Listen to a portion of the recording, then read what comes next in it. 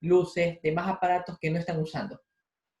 Y eso implica de que hay electricidad que se está consumiendo y que no es útil. ¿Ustedes piensan que se debería subir el costo de electricidad para así disminuir el consumo energético de las personas? Esa pregunta la respondemos al final de esta charla.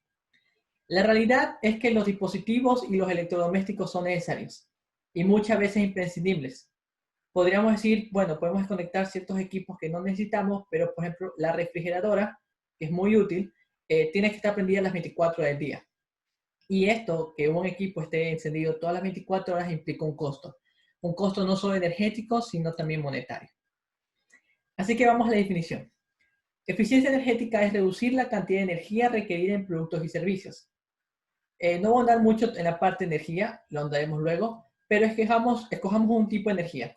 En este caso voy a seleccionar la energía eléctrica y voy a escoger un producto. En este caso el producto va a ser un teléfono móvil. Entonces, tenemos la energía, tenemos un teléfono móvil. Aquí podrán ver tres diferentes tipos de teléfonos. Yo quiero saber cuál de ellos es el que es más eficiente. Como pueden observar, tengo el Samsung Galaxy S9, el iPhone 8 Plus y el Huawei Mate Pro. La barra de color rosa indica las horas promedio que puede pasar encendido este teléfono, que va desde las 7 horas con 23 minutos hasta las 12 horas con 5 minutos. Y en la parte de abajo, en una parte azul, encontramos la capacidad de la batería que poseen estos teléfonos, que son 7 horas a 3.000 miliamperios, 10 horas 2.600 y por último caso 12 horas a 4.000 miliamperios hora, que es una medida de energía. ¿Cómo yo puedo saber cuál de estos teléfonos es más eficiente? En base a la definición, es aquel que necesite menos energía para permanecer encendido por mayor tiempo. Entonces, si yo a ese tiempo que permanece encendido lo divido para la capacidad de la batería, me doy cuenta de que el iPhone 8 Plus es mucho más eficiente que el Samsung y que el Huawei. Y esto ocurre porque el procesador interno del iPhone, así como otras características, hacen de que sea mucho más rápido y consuma menos energía eléctrica para ciertas actividades. Entonces, normalmente cuando uno selecciona un teléfono no solo tiene que ver la eficiencia energética, sino también el diseño, la cámara, etcétera. Pero esto nos indica de que hay dos formas en que nosotros podemos ser eficientes.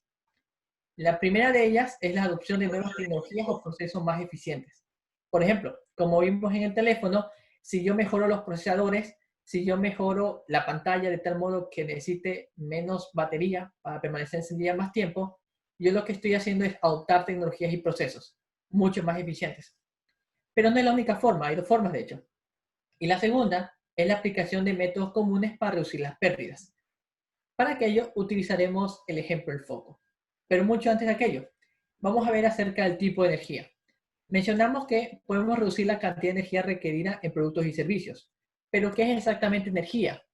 La energía puede manifestarse de diversas formas: mecánica, calorífica, luminosa, química, eléctrica, de sonido, etc.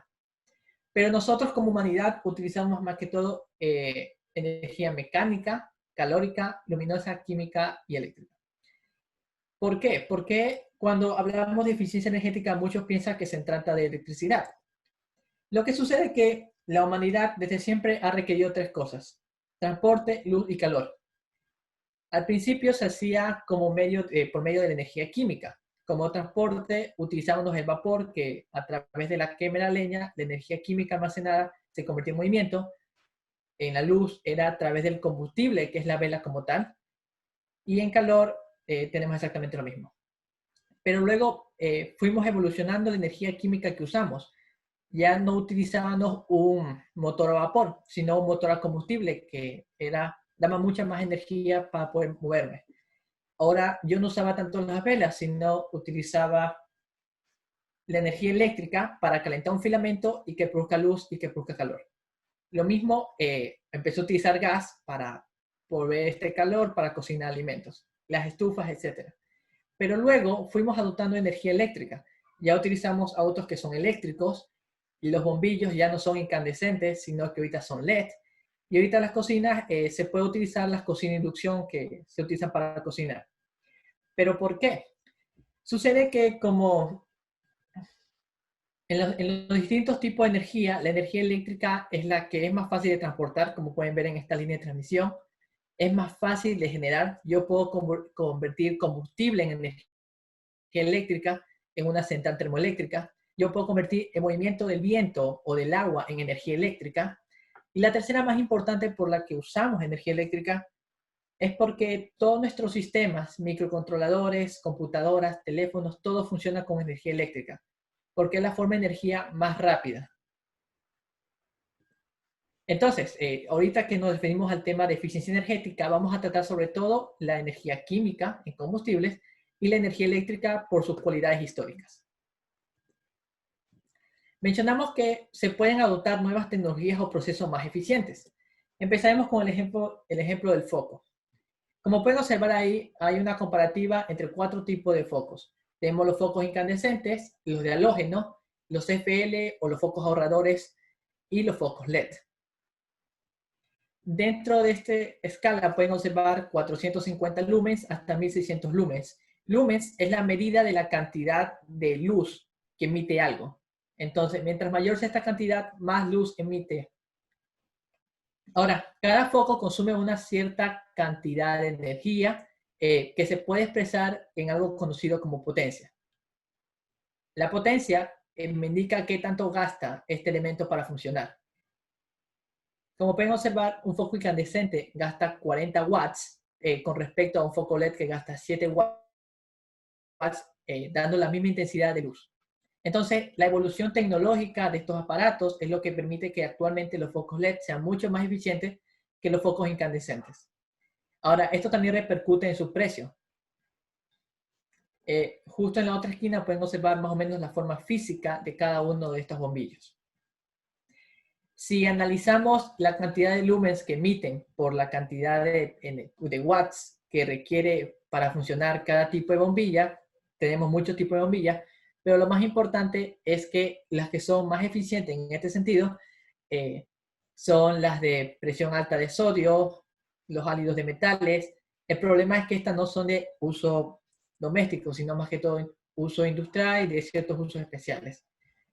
Pero en cambio, la que sí tiene una buena autonomía son las luces LED y las fluorescentes. La incandescente ha quedado mucho atrás. Y esto es debido a que a través de los años, desde 1940 hasta 2020, la evolución de las luces incandescentes no permite más. Quedan prácticamente iguales, la misma eficiencia lumínica con respecto a la cantidad de energía que requiere. Por otro lado, tenemos que los LED sí han escalado enormemente. La evolución tecnológica ha permitido que en los últimos años alcancen tiempos de vida útiles mayor y una gran cantidad de luz a menor costo energético. A nivel matemático, podemos decir que esta eficiencia energética es la energía de salida con respecto a la energía de entrada. Entonces, la eficiencia siempre se va a representar como un porcentaje. Cuando hablamos de la opción de nuevas tecnologías o procesos más eficientes, lo que estamos haciendo es que la energía de salida sea mayor para una cierta energía de entrada. Mientras que por otro lado, mientras hablamos de que usamos métodos comunes para reducir las pérdidas, por ejemplo, apagando los focos cuando no estamos usando, la energía de salida, que se divide en energía útil, que a mí me sirve, y energía consumida, que no me sirve, lo que estoy haciendo es reducir esta energía consumida y por lo tanto se requiere menos energía de entrada. Por lo tanto, ¿cómo yo hago para aplicar métodos comunes para reducir las pérdidas? En el caso de los focos, de los bombillos, es apagar la luz y los electrodomésticos antes de salir. Pasemos a una disminución del consumo ineficiente si queremos una mayor eficiencia energética. La manera en cómo nosotros podemos forzar la adopción de nuevas tecnologías o procesos más eficientes y que la gente, las personas apliquen métodos comunes para reducir estas pérdidas energéticas es a través de incentivos, por ejemplo, concientizarlos como lo que estamos haciendo justo ahora, otorgar créditos para el cambio de toda la tecnología empleada en una casa, en un edificio, pero también a través de penalidades, como por ejemplo eliminar subsidios o también colocar impuestos si te pasas de un consumo al mes. Ahora, ¿por qué es necesaria o por qué nos sirve la eficiencia energética? En primer lugar, la forma más fácil es el ahorro energético. Si comparamos los focos incandescentes, los focos fluorescentes y los focos LED, nos damos cuenta de que los focos LED tienen menos potencia. consume menos potencia. Por la tecnología, tienen una vida útil en horas mucho mayor, entre 15.000 a 50.000 horas. Por si acaso, 50.000 horas es aproximadamente 5 años, un poco más de 5 años. Mientras que los focos incandescentes se quedaron en las 1.200 horas. Ahora, suponiendo que yo quiero un bombillo para 5 años, yo necesitaré cambiar 42 veces un foco incandescente, entre 3 a 5 veces un foco fluorescente, que me dura más o menos más de un año, mientras que un foco LED lo tendré que cambiar máximo una vez o 3 veces. Si comparo con el foco LED, el ahorro energético de cambiar todos los focos incandescentes es de 2.500 kilowatts y el de foco fluorescente, el más común ahorita en nuestras casas en Ecuador, es de 200 kilowatts. Sabiendo de que en promedio el costo energético en la mayoría de las ciudades de Ecuador está a 10 centavos el kilowatt hora, si yo tuviera una casa completamente con focos incandescentes y yo cambiara por focos LEDs, lo que me estoy ahorrando en 5 años, en 50.000 horas, son $250. Mientras que el foco fluorescente me ahorro $20 por foco. Asumiendo que una casa tiene 12 focos, más o menos el promedio, nos ahorramos entre 3.000 a $240 en 5 años, solo cambiando los focos. Y los focos, que es el tema alumbrado, es solo un tema particular de la eficiencia energética. Por otro lado, también tenemos los electrodomésticos. Muchos conocerán estas etiquetas que indican nivel de eficiencia que vienen en las refrigeradoras, lavadoras y la mayoría de dispositivos domésticos actuales. Entonces, son muy importantes. De hecho, aquí abajo dicen el consumo de energía mensual en kilowatts. Y en base a eso yo puedo calcular cuánto me cuesta tener ese dispositivo. Si yo cambio electrodomésticos a otros que son mucho más eficientes por hasta un 40% de energía, que en otro caso también se traduce en ahorro monetario. La eficiencia AA significa un consumo inferior al 30% de la media de los dispositivos, lo cual resulta en algo mucho más eficiente. En segundo lugar, ¿por qué es importante? Por la huella de carbono. Dentro de la huella de carbono, que es la manera en cómo se mide el impacto de las actividades humanas, tenemos que la electricidad es un factor importante, y lo veremos a continuación. Y por último, tenemos la necesidad energética del futuro. Actualmente, nuestra sociedad moderna consume grandes cantidades de energía, y a futuro esa demanda va a aumentar. Por lo tanto, eso significa que la fuente de generación actual de energía, de cualquiera de sus formas, sea combustible, sea hidroeléctrica, sea paneles solares, va a tener que aumentar. Y esto obviamente va a absorber, a succionar a las fuentes generadoras actuales, lo cual puede ser un problema. El tema que hablamos ahorita, que es el de eficiencia energética, es un caso particular de energías renovables, de la energía sostenible. Tanto la eficiencia energética como la energía renovable son dos pilares importantes de energía sostenible. En la eficiencia energética lo que nosotros queremos es reducir el consumo energético y en energías renovables queremos generar energías de fuentes que no se agoten. Y es un tema creciente, como bien dije. Ahí existe un impacto ambiental de la generación de energía eléctrica. Por ejemplo, si bien los paneles solares no contaminan como tal, para yo poder fabricarlo de silicio se incurre en una contaminación. El mecanismo de generación energética de combustibles y el petróleo produce una gran cantidad de efectos de gases invernaderos y una gran polución atmosférica. Entonces, si yo no disminuyo la cantidad de energía que yo consumo, voy a tener que recaer más en la fuente de generación. Y estas fuentes de generación crean polución atmosférica y producción de gases invernaderos, especialmente la producción termoeléctrica, producir electricidad a través de combustibles.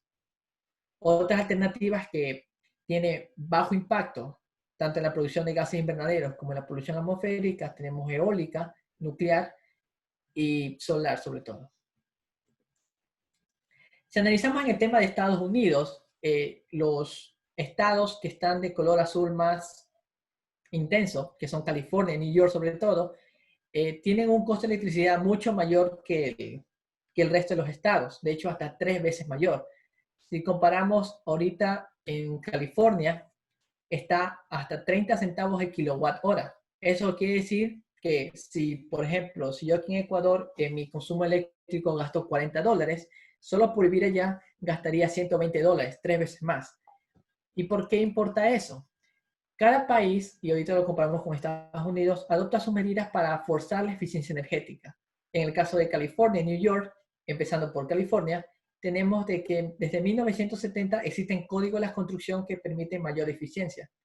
Hablamos de la parte eléctrica, pero también existe eficiencia del punto de vista calórico, del punto de vista de refrigeración y de calefacción.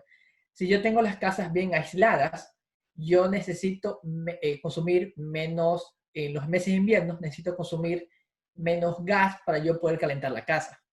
Existen estándares de aparatos eléctricos que tienen que tener un mayor a cierto nivel de eficiencia, un orden de carga priorizando primero la eficiencia energética, luego las energías renovables y por último todas las otras formas de generación y transmisión de energía.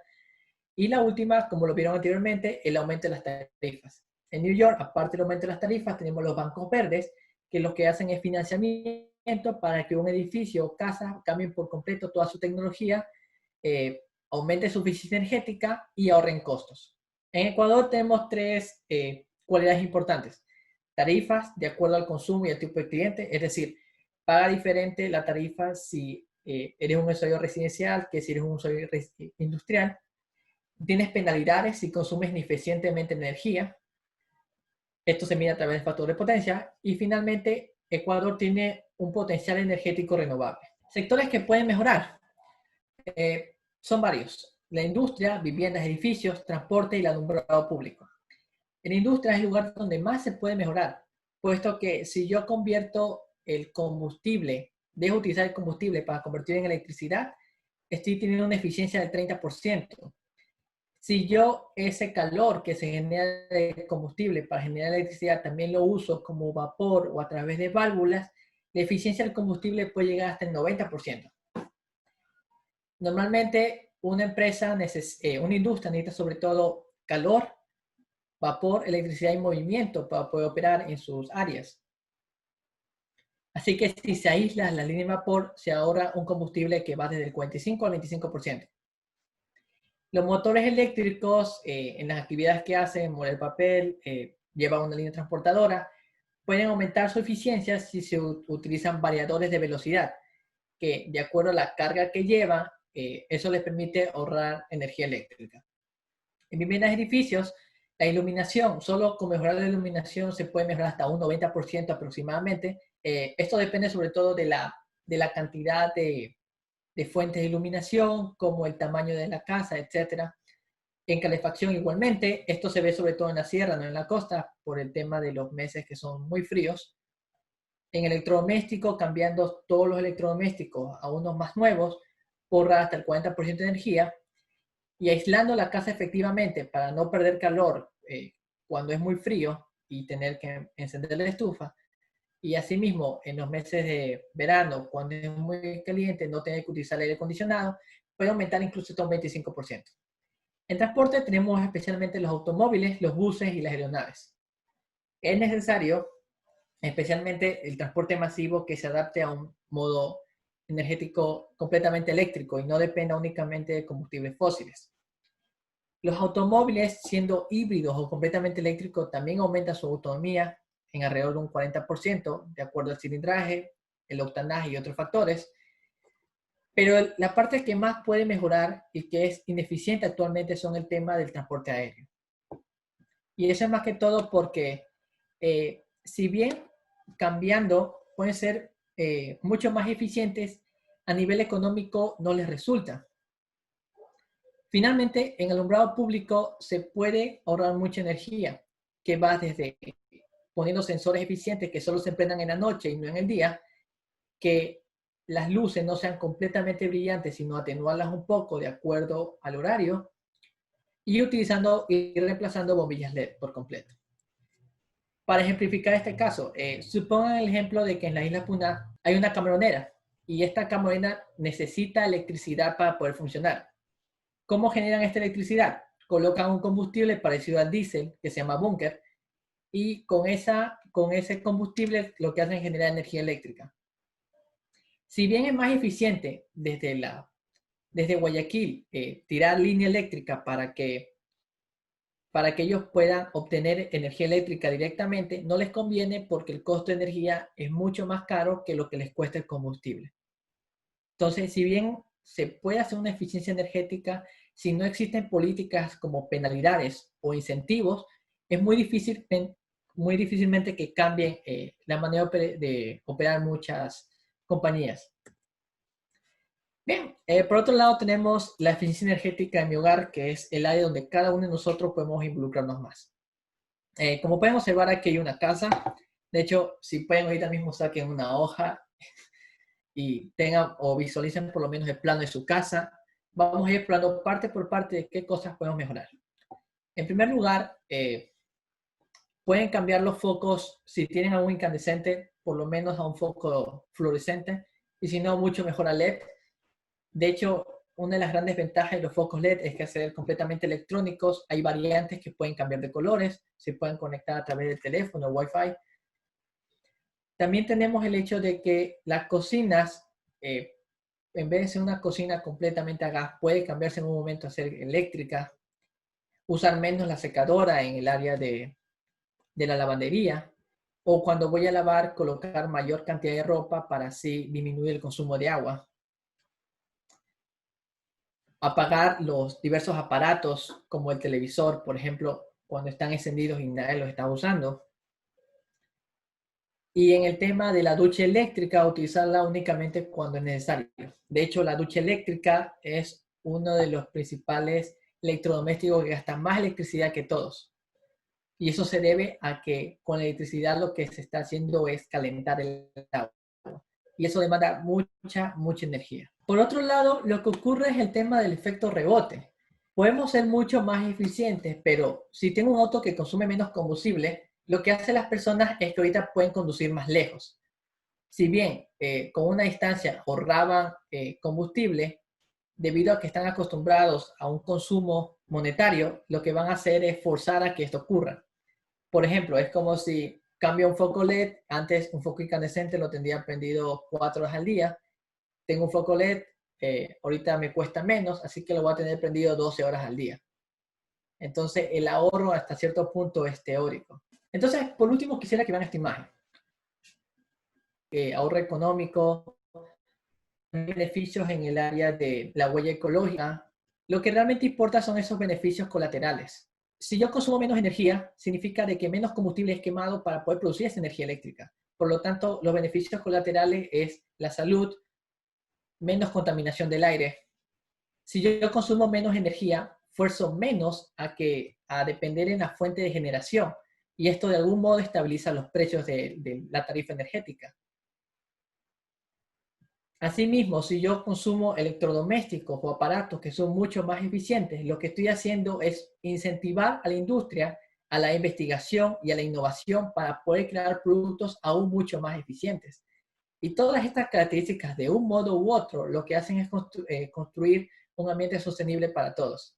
Si bien es verdad que no podremos tener una casa como la que está aquí, por lo menos tener fuentes de generación que no dependan únicamente de la red eléctrica y utilizar la energía adecuadamente puede hacer de que a futuro las siguientes generaciones puedan ser mucho más sostenibles. Gracias. Si tienen alguna pregunta, estoy dispuesta aquí a contestarla, por favor háganla. Tú me dices que las fuentes alternativas son una buena opción. Por ejemplo, con estas baterías ahora de hidrógeno, que se podrían obtener una buena cantidad de energía, ¿crees que es todavía viable poder aplicarlas ya ahora con nuestra tecnología actual, o tenemos que esperar mejores estudios, mejores técnicas de contención para que sea más seguro de poder aprovechar esta energía? La ventaja de las baterías de hidrógeno es que te permiten almacenar mayor energía eléctrica que otros medios. Entonces, la ventaja radica en que yo ya no tengo que hacer lo que está justo aquí. Déjame mostrar. Por ejemplo, yo no tengo que tender líneas de transmisión. Por ejemplo, las hidroeléctricas que están en la sierra y en la Amazonía, para que lleguen, por ejemplo, a Guayaquil, a Manabí y a Quito, tengo que colocar muchas de estas líneas de transmisión y eso tiene un costo asociado. Así que esta tecnología de las baterías de hidrógeno, la ventaja es que yo no tengo que hacer esto, me ahorro ese coste económico también los peligros que están asociados a estas líneas y hago que el proceso sea mucho más eficiente y barato, tal vez transportándolo a través de avión o camiones. Me parece que es una de las tecnologías emergentes en electricidad mucho más importantes y que aplicarlos a corto plazo, al menos como país, y mejorando nuestra infraestructura hidroeléctrica, nos va a hacer mejorar esta parte. Muchas gracias. Y bueno, ¿qué creen? ¿Subir el costo de electricidad disminuirá el consumo energético? Quizás a futuro En sí lo parte, hagan, tal vez sí. Sí. pero también yo pienso que a futuro quizás lo hagan, que suban el costo, pero también deberían enfocarse en mejorar el servicio de electricidad. ¿Alguien más tenía que decir algo? Quiero escuchar, por favor. Afortunadamente o desafortunadamente, durante el inicio de la pandemia vimos que se incrementó mucho el costo de la energía eléctrica. Y si bien hubieron muchos reclamos, mucha gente no le prestó mucha atención y pagó. Realmente subir el coste de la electricidad podría parecer una buena opción, pero solo una buena opción para aquellos que consumen un cierto rango de energía, donde el costo monetario sí es fuerte, que podría ser, por ejemplo, un aumento entre un $25 hasta unos $75, con respecto a lo que están acostumbrados. Pero hay ciertos clientes, especialmente industriales, que son los que consumen mayor cantidad de energía, o clases sociales mucho más altas, donde realmente de un consumo, un aumento del coste de electricidad no parece variar mucho el coste energético al que están acostumbrados. Como pueden soportarlo, igual lo seguirán haciendo. Entonces, si bien subir el coste de electricidad puede motivar a que se apliquen métodos comunes para reducir las pérdidas, yo pienso que lo más importante está en adoptar nuevas tecnologías y procesos más eficientes. Los LEDs son una gran oportunidad y pienso que a futuro las innovaciones permitirán de que se creen más tecnologías que nos permitan ser más eficientes. David, ¿cómo estás? Hablas con Jonathan Yautibu. Soy de Cedín y tenemos algunas preguntas en el Facebook Live. No sé si nos puedas contestarlas. Claro. Listo. Tenemos Anthony Rivilla pregunta. ¿Las entradas de luz natural sirven también como un esterilizante natural por los rayos UV? Luz natural combate y destruye ciertas bacterias. Entonces, normalmente iluminar y refrescar con aire una habitación resulta bueno porque elimina muchas bacterias que viven en un cierto rango de temperatura y de luz. Entonces, sí funciona de cierto modo y solo ante ciertas especies de bacterias como un desinfectante, por así decirlo. De tal modo, creo que actualmente lo hace la luz ultravioleta como el tema de coronavirus y otro tipo de virus y bacterias.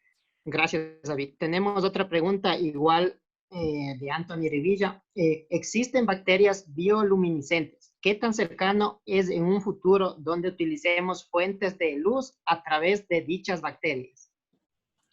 Ok, dos cosas. Uno, nosotros también en plena oscuridad, como seres humanos, también emitimos luz, sino que al igual, bueno, a diferencia de estas pequeñas animales y bacterias, nosotros emitimos mucho menos luz. Ahora, si bien puede parecer el uso de bacterias, creo que a corto plazo, si pones en una balanza el costo económico y el costo operacional de construir estas luces a través de bacterias o utilizar tecnologías como la LED, pienso que no va a ser a futuro, sino por otras alternativas que son mucho más baratas o mucho más fáciles. Dice Ronnie Morocho, mi pregunta es, ¿Ecuador está listo para abordar el tema de ahorro energético? Ya que si ponemos un ejemplo práctico, un foco incandescente es más económico a diferencia de un LED. Claro, el gran problema no solo en la eficiencia energética, sino también en la generación eléctrica. Por ejemplo, aquí en Guayaquil, no, en Daule, hay una central de paneles solares y tenemos hidroeléctricas. El problema con eso es que si bien nos cuesta menos lograr el tiempo, el costo económico inicial es muy alto. Entonces, yo pienso que todos los países tienen y necesitan para aplicar todos estos métodos para ahorrar energía, para ser más eficientes, y de algún modo el Estado o organizaciones privadas tienen que fomentar con créditos o con tecnologías más baratas para que se implemente más rápido. Bueno, por mi lado yo les agradezco por asistir a este webinar. Siento que esto de eficiencia energética es muy importante y si bien nosotros a corto plazo no podemos invertir en estas alternativas, a futuro, sea en las casas, si bien un departamento, si ya se mudan con su novio o con su novia, si empiezan a vivir solos o incluso en las casas de sus padres, esto a la larga es un ahorro, no solo para el bolsillo, sino también para el planeta. Les agradezco y bueno, buenas noches.